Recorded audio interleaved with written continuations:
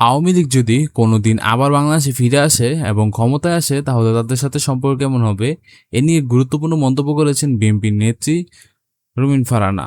বন্ধুরা, গতকাল বা সম্প্রতি দেওয়া এক সাক্ষাৎকারে খালেদ মহিউদ্দিন তাকে প্রশ্ন করা হয়েছে যদি ডিসেম্বরে অথবা যে কোনো সময় আওয়ামী লীগ চলে আসতে পারে, যদি আওয়ামী লীগের শেখ হাসিনা আবারও ফিরে আসে তাহলে কি তাদের সাথে সম্পর্ক কি ভালো রাখবে রুমিন ফারহানা। এই বিষয় নিয়ে যখন তাকে প্রশ্ন করা হয় তখন তিনি কিছুটা ক্ষিপ্ত হয়ে কিছু কথা বলেন। বন্ধুরা, সেই বিষয় নিয়ে থাকবে আজকের ভিডিওটি। আর তিনি কি কথা বলছেন আজকের ভিডিওটি শেষ পর্যন্ত দেখতে থাকলে আপনারা বুঝতে পারবেন যে তিনি এ বিষয় নিয়ে কি কথা বলতে চেয়েছেন। আসলে কি তিনি তাদের সঙ্গে ছিলেন বা থাকবেন এ বিষয়ে কি স্পষ্টভাবে তিনি জানিয়েছেন, তা দেখতে হলে ভিডিওটি শেষ পর্যন্ত দেখতে থাকুন এবং রুবিন ফারহানার কথাগুলো মনোযোগ দিয়ে শুনতে থাকুন। মুখে গেছে।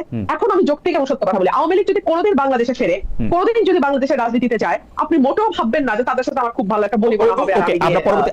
আমরা পরবর্তী প্রসঙ্গে যাই। আমি সেই কমন সেন্স থেকে বলছি। আর আমি আজকে আপনাকে আপনার অনুষ্ঠানের মাধ্যমে এটাও ক্লিয়ার করি, বিএনপির যখন ওই ডোবার নিচে বসে বসে বিএনপির মনোবল চাঙ্গা করার জন্য যেমন আমাকে দরকার ছিল, কারণ বিএনপি তখন আসলে বিপদে ছিল এবং বিএনপির পক্ষে কথা বলার কেউ ছিল না। তো আমি তখনও যৌক্তিক এবং সত্য কথা বলেছি, বিএনপির পক্ষে গেছে। এখন আমি বাংলাদেশের খুবই ক্ষুদ্র একজন রাজনৈতিক কর্মী, but at the same time আমি একজন লয়ার এবং আমার পরিবারের একটা রাজনীতির ইতিহাস আছে। সো আমি একজন পলিটিক্যাল ফ্যামিলির সন্তান হিসেবে আমি চিন্তা করি আমি ওই জায়গায় থাকলে আমি কি করতাম।